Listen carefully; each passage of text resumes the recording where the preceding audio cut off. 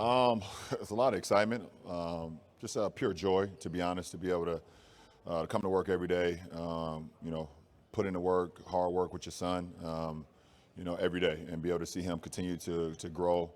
We push each other. He pushed me, I push him. We push our teammates and vice versa. So just a very... Basketball travels took me to Los Angeles, the last stop of my NBA journey. So I want to give a shout out. Uh-oh. Did I wake up a monster in here? Laker Nation in the building. No farewell tour, no victory lap. On a cold January morning with one quiet post, the Kings simply closed the book. January 24th, 2026, the date the NBA stood still. LeBron James made his final statement, and from legends to locker room rookies, the entire basketball world is struggling to process a reality they never saw coming. Friday, January 24th, 2026. The NBA season was in its grinding mid-season rhythm. Trade deadline chatter was just beginning to simmer. Teams were battling through the dog days. For the Los Angeles Lakers, it was a travel day after a tough road loss. And then at 9:17 a.m. Pacific time, from his home in Los Angeles, LeBron James ended an era. The notification hit like a seismic wave, a single elegant post on his platform. No video, no extended essay, just a minimalist graphic with the simple, devastating words, "The King is signing off. All love, 2-3, out." The caption was a mere 4 words, 1/24/26, gratitude forever, hashtag the kid from Akron. The digital infrastructure of sports media short-circuited. The Woj bomb alert system was silent. The story was too big, too personal for even the most connected insiders to break. Instead, the news spread organically in a wave of pure disbelief. On social media, the first replies weren't even words. They were strings of stunned emojis. Mainstream news networks cut into morning programming, anchors reading the stark statement live on air with a palpable tremor of confusion in their voices. We are trying to confirm, LeBron James has seemingly announced his retirement, effective immediately in a social media post. We have no further details. But the true shock was in the private channels of the NBA itself. In the group chat for NBA captains, a flurry of messages erupted. Is this real? Man, talk to me. Somebody call him right now. A veteran all-star preparing for his own shoot-around saw the notification and reportedly sat down on the bench, head in his hands. The league's schedule, its narrative, its very center of gravity had been built around LeBron's presence for 23 years. His final act wasn't a last-second shot or a championship parade. It was a Friday morning post, so abrupt it felt like the universe had skipped a beat. The silence that followed wasn't just surprise. It was the vertigo of a world trying to reorient itself without its North Star. The shock is only the beginning. What happens when the legends he battled and the new generation he inspired try to put this into words? The reactions are pouring in, and they're absolutely heartbreaking. Subscribe now to hear them first. I think that, we play in different eras. He's an unbelievable player. He's one of the best players in the world. If not the best player in the world. I know it's a natural tendency to compare eras to eras, and it's going to continue to happen. I'm a fan of his. I love watching him play, but it's as you can see, our league is starting to expand on very talented players, and I think he's made his mark. He will continue to do so over a period of time. But when is he playing? I didn't know he was playing. No, I just think that we play in different eras. He's an unbelievable player. He's one of the best players in the world. In the minutes and hours after that 9:17 a.m. post, a unique and profound silence fell over the pantheon of NBA greats. These were men not known for being speechless. They were masters of the microphone, giants used to defining moments, not being stunned by them. But on January 24th, 2026, they were just fans again, hearts in their throats. Michael Jordan, at his office in North Carolina, was briefed by an assistant. Sources close to his airness say he leaned back in his chair, stared out the window for a long time, and finally said, "Well, damn." It wasn't a comment on legacy or the GOAT debate. It was the acknowledgement of a fellow warrior hearing the battle horn of the other greatest soldier of all time sound its final note.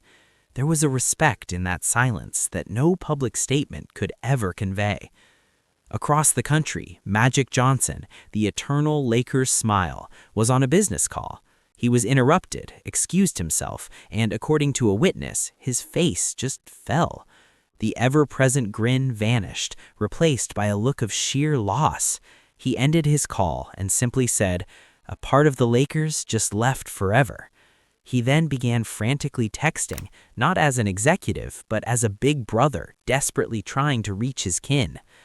The most telling reaction, however, came from the voices who fought him the hardest. Draymond Green, mid-podcast recording, had his producer rush in holding a phone to the glass. Draymond stopped mid-sentence, read the post, removed his headphones, and walked off set without a word. He returned 10 minutes later, eyes red-rimmed, and simply said, "We're done for today. I can't. I just can't." The fiercest on-court rival was perhaps the most emotionally overthrown.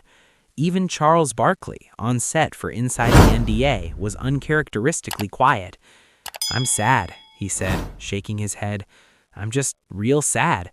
Basketball won't be the same.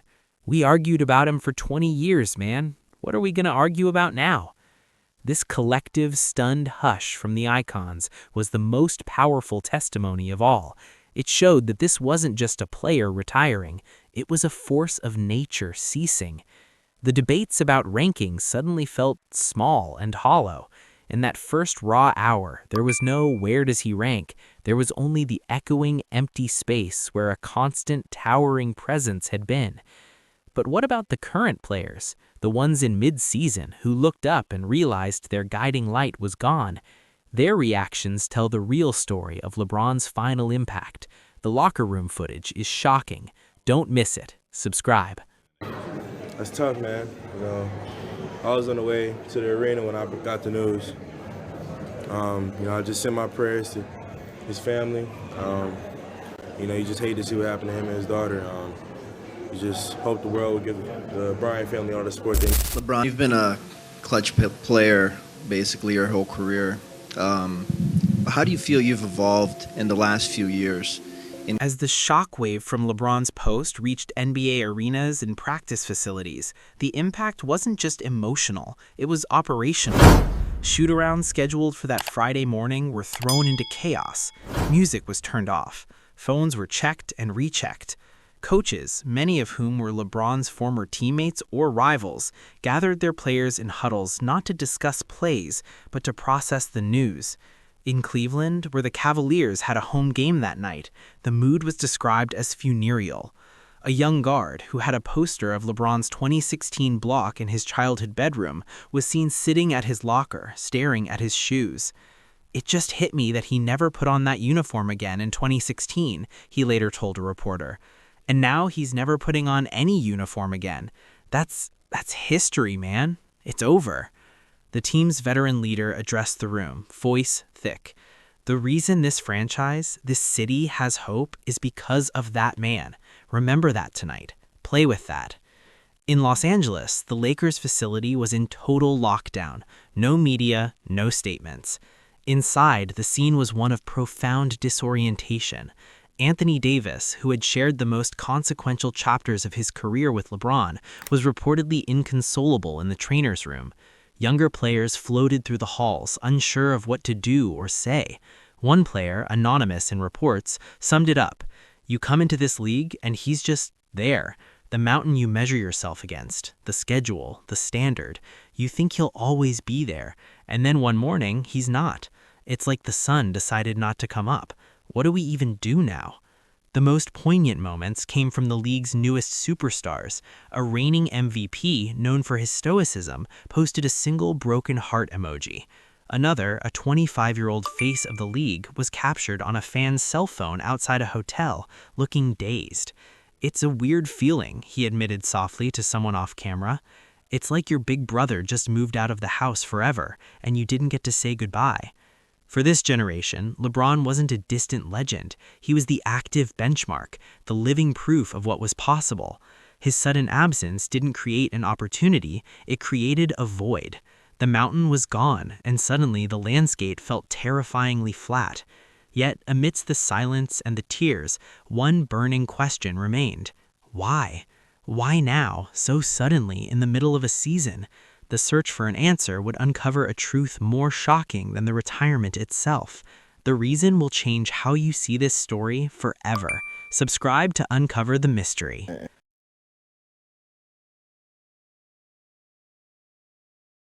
And the one instance that I could think about right off top was after the loss to Dallas in the 2011 finals.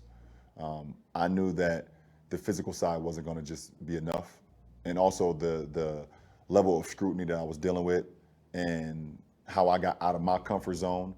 Why you don't feel like it was forced? Cause LeBron, I don't see LeBron as a type of people that's going to force his kids to do what they want to do. Hey. Well, it looked like he did his right. Like his daughter playing volleyball. In the void left by LeBron's terse announcement, a frantic global why echoed. The speculation was immediate and rampant. Was it a hidden injury, a bitter fallout with the Lakers? Did he have nothing left to prove? The theories spun, but the man himself was silent, his circle locked down tighter than a vault. The truth, as it began to piece together from those on the outermost edges of his inner world, was both simpler and more profound than anyone imagined. It wasn't a single dramatic event. There was no secret meeting or ultimatum. According to a source very close to the James family's day-to-day life, the decision crystallized in the quiet after a routine home game in early January. LeBron had put up a triple-double, a vintage performance that propelled the Lakers to a win. The locker room was buzzing, the media waited for his quotes, and the headlines were being written. But at home, as he iced his knees, a 25-year ritual, he watched his youngest son, Bryce, meticulously breaking down game film of his own high school matchup from that same night. LeBron offered a tip, and Bryce, without looking up, replied, "I know, Dad. I saw you do it in the third quarter." In that mundane moment, the source says, it all connected. The why wasn't about empty tanks or rings. It was about a collision of timelines. For 23 years, his calendar had been the NBA's calendar. Training camp, Christmas games, all-star breaks, the playoff push. His life was measured in quarters and seasons. But his sons' lives were measured in different milestones. High school championships, college recruitment visits, pro days, and he was measuring them through phone screens and post-game texts. The source said LeBron realized he was living in two worlds and he was fully present in neither. He was perpetually late for his own life. The final straw was reportedly a small missed moment. He had promised to be at his daughter Zuri's first major school debate tournament. A game went into double overtime, and by the time his private jet landed, he received a photo from Savannah, Zuri holding her second-place trophy with a proud but tired smile. He had seen the trophy, but he had missed the debate. He had missed the nuance of her arguments, the nerves beforehand, the immediate celebration after. He was consuming the highlight reel of his family's life, not living the game tape. The more to come in his post wasn't about business ventures, it was about presence. The most curated public figure in sports wanted, finally, to experience something wholly, authentically private. But if the reason was peaceful, why the abrupt mid-season shock? The answer lies in a single philosophical stance LeBron has always held: control. He was determined that his exit, like his career, would be on his terms alone. No farewell tour circus, no prolonged goodbye that became about everyone but the game. He left at the moment of his own choosing, giving the basketball world the one thing it could never have: a definitive, final page. What happens to the league he left behind? The immediate aftermath was pure chaos. Stick with us. Subscribe for the stunning fallout. Now, certainly, there are questions about the team around depth, and do they have the kind of depth that the team with the most depth in the NBA has, which, of course, is the Dallas Mavericks as soon as Kyrie Irving comes back and is totally healthy. That being said, LeBron James's commercial spot with Hennessy quite frankly, I don't think really. I'm worried about the LA Lakers. This team jumped out to a 15-4 record to start the season and have gone just 11-12 since. Luka Doncic is still playing like an MVP caliber player. The basketball world, stripped of its central sun, now spun wildly on its axis.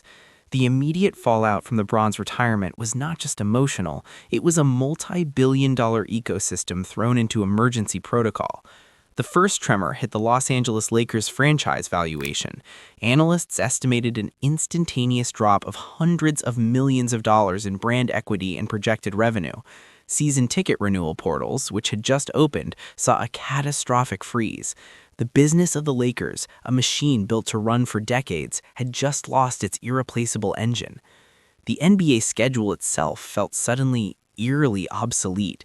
The league had meticulously crafted its marquee matchups for the season's second half. Lakers at Celtics on a Saturday night, Lakers versus Warriors on national TV, the final Lakers road game in Cleveland. These were no longer legacy events. They were heartbreaking reminders.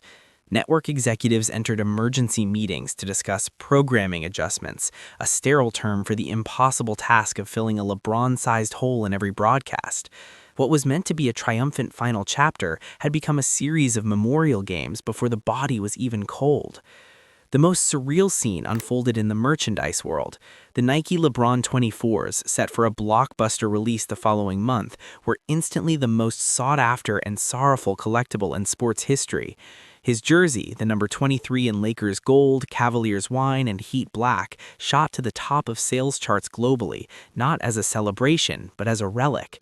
Fans weren't buying a piece of the present, they were securing an artifact from a past that had ended just hours before. Social media flooded with photos of jerseys laid out on beds or framed on walls, accompanied by captions of gratitude and grief. On the court, the effect was psychological warfare. That night's games observed a moment of silence, but the silence lingered in the play. Players seemed subdued, the usual fire dimmed. A star guard for a team playing the Lakers just weeks later confessed, running out there and not seeing him on the other bench, it was like the main event was canceled. We were just the undercard. The competitive landscape hadn't just shifted, its defining peak had vanished. The king was gone, and the kingdom was left wondering not just who would rule, but what the rules even were anymore.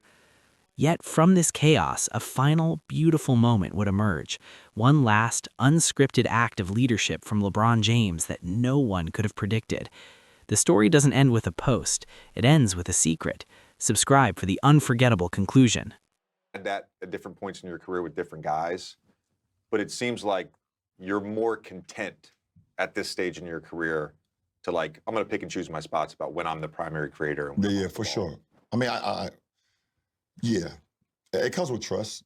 It comes with trust too. Obviously, last year in the Memphis series, AR gained a lot of trust. Do you think the NFL who cares about money over everything is like, let's take the most valuable team on earth, knock them out?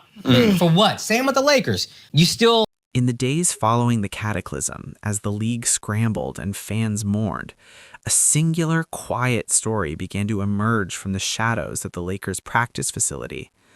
It was a story the organization tried to keep private, but it was too powerful, too quintessentially LeBron to remain hidden.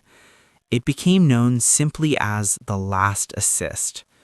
On the evening of January 24th, long after the basketball world had erupted and gone quiet, LeBron returned to the Lakers' empty training center.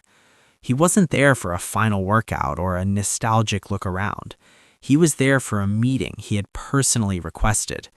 Waiting for him were three people: the Lakers' general manager, the head coach, and Austin Reeves. Reeves, the undrafted guard whose rise to crucial starter had been one of the bright spots of LeBron's later Laker years, was reportedly confused and anxious.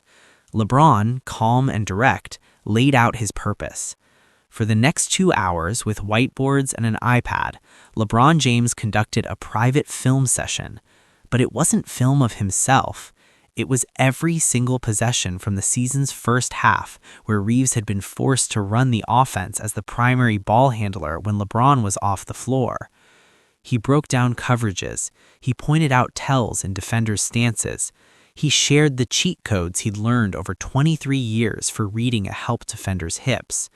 He gave Reeves the mental blueprint of how he saw the game, transferring 2 decades of elite playmaking IQ in one focused burst. "This is your offense now," LeBron reportedly told him. "They're going to come at you differently. You see this? Right here. That's your read. This is your team." He then handed the GM and coach a detailed physical notebook. Inside were not plays, but profiles, scouting reports he'd personally kept on every young star and rising player in the league, their psychological pressure points, their hidden competitive tells, the moves they secretly wanted to go to but were afraid to. It was a king bequeathing his intelligence archives to his generals. His final act was not a score, but a transfer of knowledge. His last stat wasn't a point or a rebound. It was an assist to the future he would no longer inhabit. LeBron James's retirement wasn't an ending. It was a devastating, masterful final pass. He didn't fade away. He didn't diminish. He chose the moment, controlled the narrative, and exited with a whisper that roared louder than any victory parade. He left a league in stunned silence, not because he was gone, but because he had finally done the one thing we never thought possible. He stopped the clock on his own legend, freezing himself in our minds, not as a fading veteran, but as the eternal, dominant force he always was. The question now isn't about his place in history. That's sealed. The real question for us is this: in a world that never stops demanding more, what does it truly mean to walk away at the peak of your power on your own terms, leaving everyone wanting just one more? Let us know in the comments. If this story of legacy, shock, and a secret final act resonated with you, make sure to subscribe. We deliver the deep human stories behind the biggest sports headlines you won't find anywhere else. The game goes on, but the stories like this, they last forever.